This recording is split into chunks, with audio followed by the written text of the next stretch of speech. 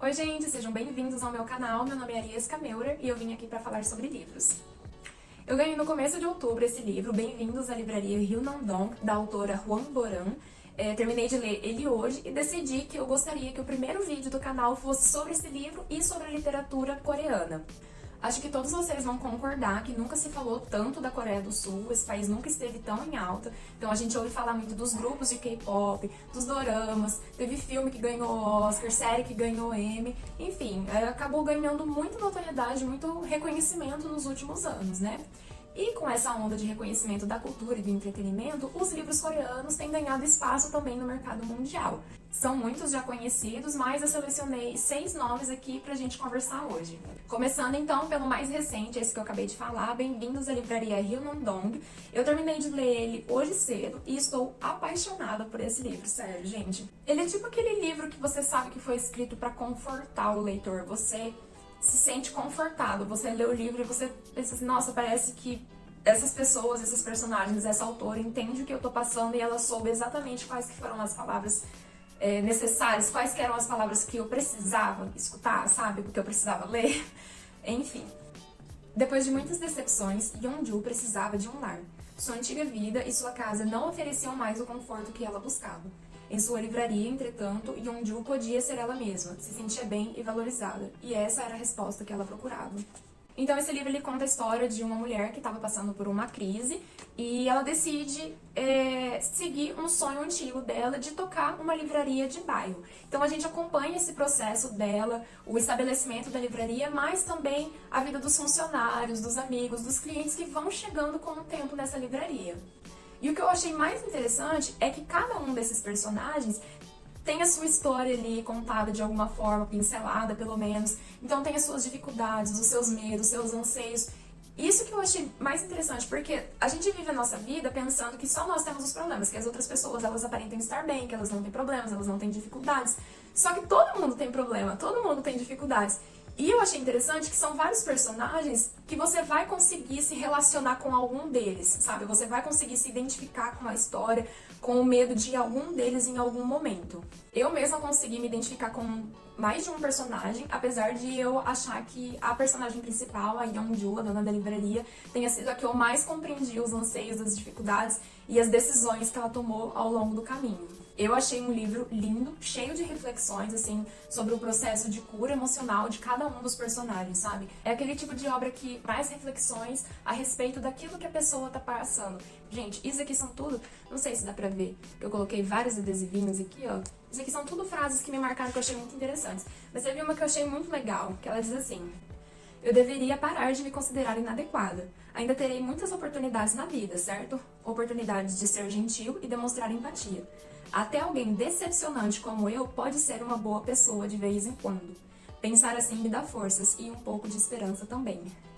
Gente, é impossível em algum momento desse livro você não se identificar com algum personagem, com algum medo ou com alguma tristeza dele. Porque todos nós somos pessoas imperfeitas tentando aprender a viver, lidar com a vida e lidar com os nossos problemas, né? Então esse livro eu super recomendo, achei ele muito bonito.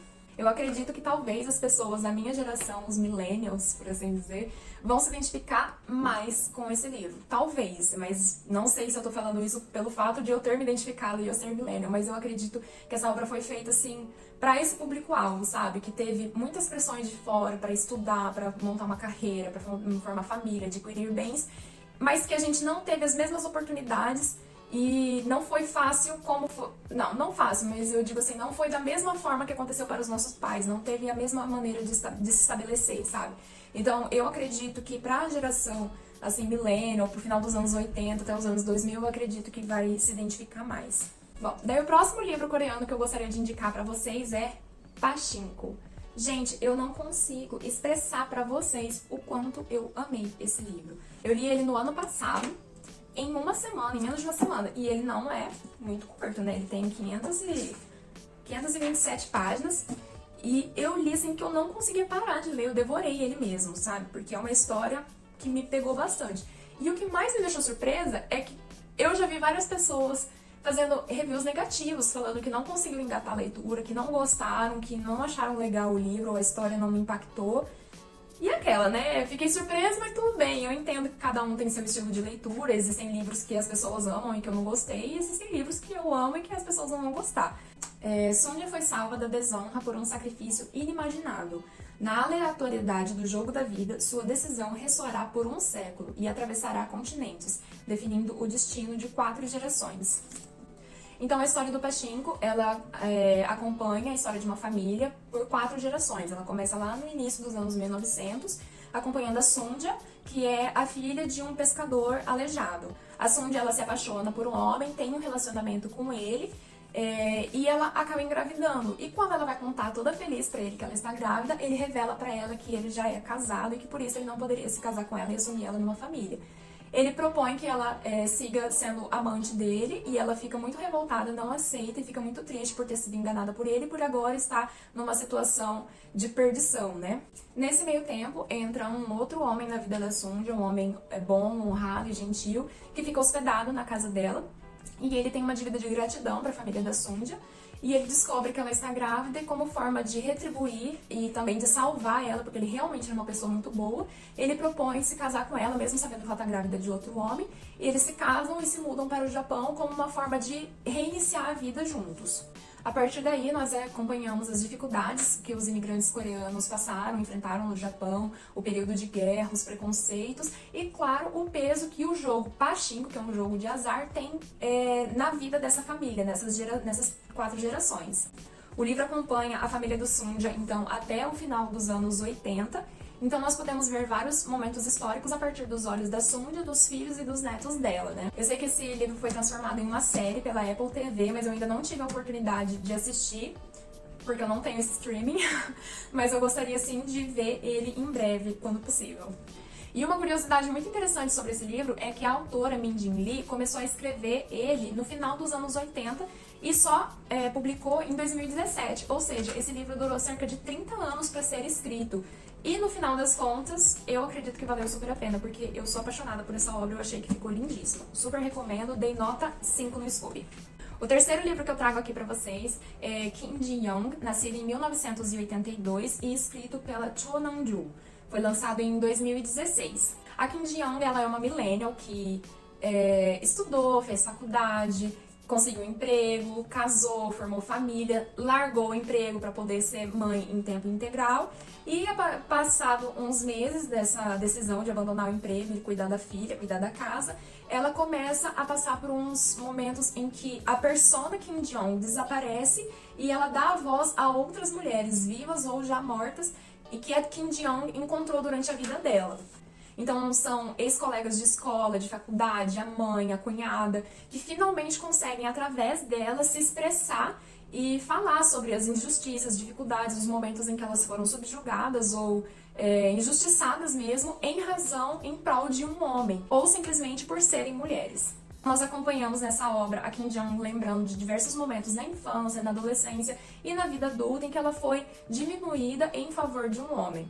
Gente, eu garanto pra vocês que toda mulher que lê esse livro vai se identificar com alguma passagem, alguma história. A menor que seja, assim, ou você vai se identificar, ou você vai identificar uma situação que uma amiga, que alguma conhecida sua passou. Eu garanto pra vocês, porque tem muita história. E eu mesma falei, sim, já aconteceu isso comigo. Talvez vocês já tenham até ouvido falar desse livro, porque uns anos atrás ele se envolveu em uma polêmica, porque ele é considerado um livro feminista. E a gente sabe que esse tema é bem delicado. E até teve uma cantora de K-pop, a Irene, do grupo Red Velvet. Ela foi duramente criticada pelo público masculino, porque ela estava num programa e ela falou que ela estava lendo esse livro. Perguntaram pra ela qual era o livro que ela estava lendo atualmente e ela respondeu que era esse. Só isso, ela não deu opinião nem nada, ela só falou que ela estava lendo esse livro. e massacraram ela. Eu lembro que na época eu vi comentários assim de várias pessoas criticando que ela deveria ter vergonha, de onde se viu, ela não pensou no público masculino dela. Eu lembro, inclusive, de um comentário que me marcou muito, que era absurdo, um fã falando assim: eu não acredito que um dia eu cogitei me casar com ela. Sério, amigo? Sério? Você, um fã aleatório, assim? Nossa, eu tenho certeza que a Irene do Red Velvet vai ficar muito triste em saber que você não quer mais se casar com ela. Esse livro é bem curtinho, ele tem 176 páginas, eu li ele em uma tarde. Eu ganhei de aniversário da minha cunhada, ganhei ele mais ou menos no horário do almoço, chegou de tarde, eu já tinha terminado de ler, porque é bem fácil a leitura e é bem instigante, assim, você quer terminar logo pra ver o que é que acontece. E as últimas páginas, assim, em especial a última página foi um soco no estômago, eu fiquei assim, não acredito, mas tudo bem, é um baita livro, eu recomendo, dei nota 5 no Scooby também. O próximo livro que eu gostaria de falar pra vocês é o livro Amêndoas, que eu não tenho aqui físico pra mostrar pra vocês, porque na verdade eu ouvi ele como audiobook, né? Mas aí eu peguei na Amazon aquele textinho da contracapa pra ler pra vocês. Eu tenho amêndoas em mim, assim como você, assim como quem você ama e quem odeia, mas ninguém consegue senti-las. Você só sabe que elas existem. Essa história é, em resumo, sobre um monstro encontrando outro monstro. Um dos monstros sou eu. Esse livro virou uma febre, aqui no Brasil principalmente, mas no mundo todo, mas aqui no Brasil ele virou uma febre, depois dele ter sido recomendado pelos meninos daquele grupo de K-pop BTS. Então, nessa obra, nós conhecemos o Yeonjae, é um menino que nasceu com uma condição neurológica em que ele não consegue identificar e nem expressar sentimentos. Então, raiva, medo, alegria, tristeza, tudo isso que a gente consegue identificar, sentir e expressar pelas nossas feições, pelo nosso rosto, ele não tem essa capacidade, ele não consegue identificar, sentir nem expressar os sentimentos. Por essa razão, as pessoas acham ele estranho, eles consideram ele um monstro, porque imagina, uma criança passar por uma situação que ela deveria estar com muito medo, muito assustada ou muito triste, e ela não demonstra absolutamente nada. É assustador para as outras pessoas e elas consideram ele um monstro. No aniversário de 16 anos do Yeonjae, acontece uma tragédia violenta que muda toda a vida dele e faz com que ele precise se virar sozinho nesse mundo que ele é incompreendido e que ele mesmo não consegue compreender, né?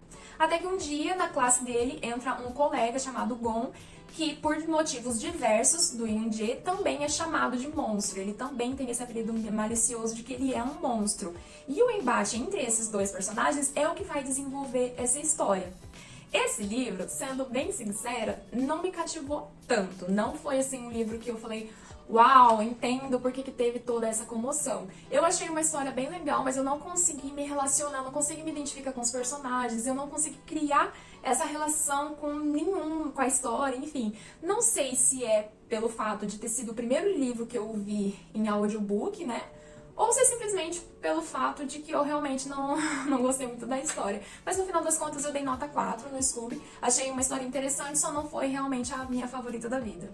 Daí o último livro coreano que eu li, na verdade, foi o primeiro livro coreano que eu li na minha vida. Eu também não tenho ele físico, eu tenho ele no Kindle, que se chama A História de Hong Gil-dong. Eu li esse livro uns anos atrás porque o Centro Cultural Coreano do Brasil estava fazendo um concurso literário e distribuiu essa obra para os interessados. E eu, claro, aproveitei e fiz a solicitação da minha e eu recebi a minha cópia online. Esse livro ele foi escrito em 1612, no período de Joseon, e ele é considerado a primeira obra ficcional escrita no alfabeto Hangul, que é o alfabeto coreano, porque até então eles utilizavam os caracteres chineses. A primeira obra de ficção escrita no alfabeto coreano foi essa, a história de Hong Gil-dong. Esse personagem ele é muitas vezes considerado como se fosse o Robin Hood coreano, só que eu acredito que ele seja muito mais do que isso, muito mais do que essa comparação.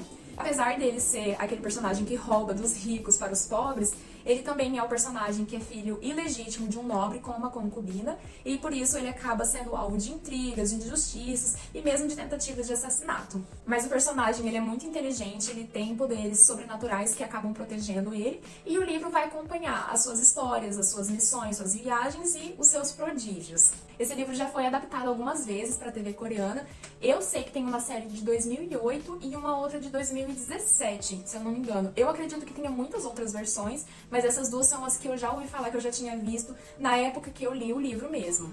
E uma curiosidade é que Hongyeodong é o nome genérico coreano. É tipo como se fosse tipo um João da Silva aqui pra gente. É o nome genérico coreano, Hongyeodong. Não vou mentir pra vocês, é uma história bem diferente do que a gente tá acostumado a ler aqui no Brasil.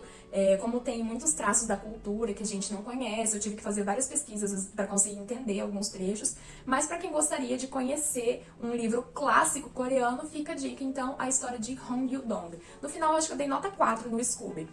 E daí tem um livro coreano que eu ainda não li, mas que eu gostaria muito de ler, que é Queria Morrer, Mas no Céu Não Tem Tteokbokki, da autora Baek Se-hee. A autora conta do seu processo de terapia e de busca de ajuda para curar a ansiedade que até então ela estava remediando, compensando comendo tteokbokki, que é uma comida típica coreana à base de massa de arroz e molho apimentado. Eu amo tteokbokki, o título chamou muito a minha atenção e depois de ler a sinopse eu fiquei muito interessada e com muita vontade de conhecer esse livro. E para finalizar eu gostaria só de mostrar para vocês esse livro de bastidores que eu tenho aqui em casa. Eu ganhei ele anos atrás do falecido Drama Fever. Para quem não sabe, o Drama Fever era uma plataforma de streaming de séries asiáticas e que ela foi comprada pela Warner, se eu não me engano, em 2018 e logo depois foi fechada porque eles acharam que não estava valendo a pena manter, infelizmente. Eles estavam fazendo uma campanha de divulgação dessa série, Meu Romance Secreto, e eles fizeram um concurso de fotos, assim, eu me inscrevi, participei pelo Instagram e ganhei. Eles me mandaram lá dos Estados Unidos, mandaram esse livro com o autógrafo do ator, e daí tem várias fotos, assim, dos bastidores, do período de produção. E apesar da maioria ser tudo em foto, ele tem alguns textos também sobre os personagens, sobre os atores, mas eu nunca li porque eu não sei ler coreano. Até sei algumas coisas do alfabeto, mas não sei ler em coreano, então, né, não teve. E claro que não entra como literatura, não conta aqui no vídeo, era só algo que eu acho legal, que eu tenho aqui em casa e que eu gostaria de compartilhar com vocês. Bom, esse foi o primeiro vídeo do canal, espero que vocês tenham gostado. Se sim, por favor, sintam-se à vontade para se inscrever, curtir esse vídeo, deixe nos comentários o que vocês acharam, caso vocês já tenham lido alguns dos livros que eu citei aqui hoje, ou caso vocês tenham outras obras que vocês gostariam de indicar da Coreia do Sul ou de outros países também, ok? Bom, então é isso, obrigada por ter ficado até aqui, tenham um lindo dia e ótimas leituras. Tchau!